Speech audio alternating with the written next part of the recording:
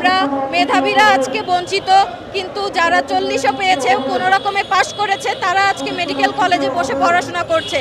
আর আমরা 70-75 পেয়েও আমরা স্টুডেন্টরা রাস্তায় দাঁড়িয়ে আছি, আন্দোলন করছি।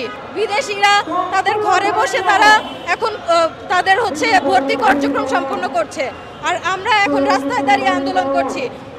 ডিজিএমই থেকে, স্বাস্থ্য শিক্ষা অধিদপ্তর থেকে মহিউদ্দিন মাতব্বর স্যার আমাদেরকে বলেছেন যে শেখ হাসিনাকে যখন নামিয়েছিলে তখন তো আমাদেরকে বলে নামাওনি। এখন যেহেতু তোমরা তোমাদের অধিকার থেকে বঞ্চিত হচ্ছ, আন্দোলন করেই তোমাদের অধিকার আদায় করতে হবে। এখন যখন আমরা আন্দোলন করতে আসছি, গত 1 মাস যাবত আমরা আন্দোলন করছি, বিভিন্ন জায়গায় যাচ্ছি, বিভিন্ন দরজায় দরজায় যাচ্ছি, তারা আমাদের সাথে খুবই রুক্ষ ব্যবহার করছেন এবং আমাদের আন্দোলনেও তারা কোনো গুরুত্ব দিচ্ছেন না। তাহলে আমাদের স্টুডেন্টদের ভবিষ্যৎটা কি হবে? আসলে আমরা তো বৈষম্যের শিকার হচ্ছি সম্পূর্ণভাবে। আমরা আমাদের শিক্ষার অধিকার পাচ্ছি না। আমরা মৌলিক অধিকারের জন্য আন্দোলন করছি। এর যে ঘৃণিত বিষয়, এর যে লজ্জিত বিষয় আর কি হতে পারে? আমাদের পড়াশোনা করার সুযোগ চাই। আমরা বেসরকারি মেডিকেল কলেজে 600 সিট ফাঁকা আছে, সেই সিটে আমরা ভর্তি হতে চাই। আমরা নিজস্ব অর্থায়নে পড়াশোনা করতে চাই। এর বেশি আমাদের কোনো কিছু চাওয়ার নেই, কোনো অধিকার আমরা আর চাই না, শুধু এটুকুই চাই। তারা আমাদেরকে দেখিয়ে দেন বিদেশ থেকে এমবিবিএস করে আসো। আমরা তো এই দেশের জনসম্পদ, তাহলে আমরা কেন বিদেশে যাব? আমরা যদি বিদেশেই যাওয়ার হতো তাহলে শুরু থেকে এদেশের নাগরিকত্ব কেন তারা আমাদেরকে দিল? এদেশের নাগরিক হয়ে কি আমাদের কোনো অধিকার নেই?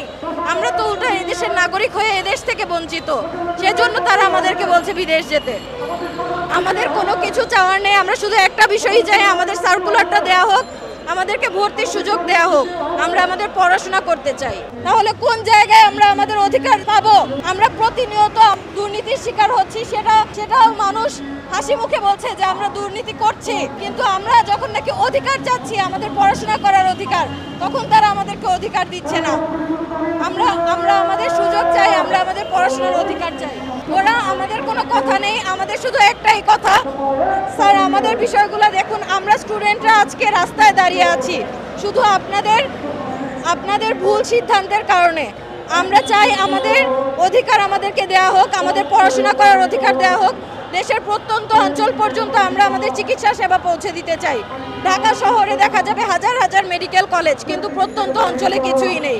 আমরা চাই আমাদের শিক্ষা ব্যবস্থাটা প্রত্যন্ত অঞ্চল পর্যন্ত চলে যাক। আমাদের এখানে যারা স্টুডেন্টরা আছে সবাই মেধাবী, সবাই মেডিকেল ভর্তি পরীক্ষায় 65-70 পাওয়া স্টুডেন্টরা। এই সরকারিতে হয়নি, ওকে।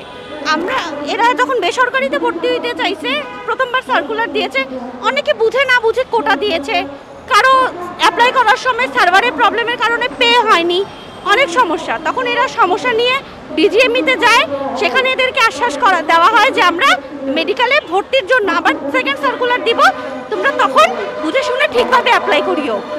মে গেল, জুন গেল, জুলাই গেল, এ পর্যন্ত সেকেন্ড সার্কুলার দেয়নি। এখন গেলে বলতেছে যে আমরা সেকেন্ড সার্কুলার দিব না, তোমরা কি করার করো।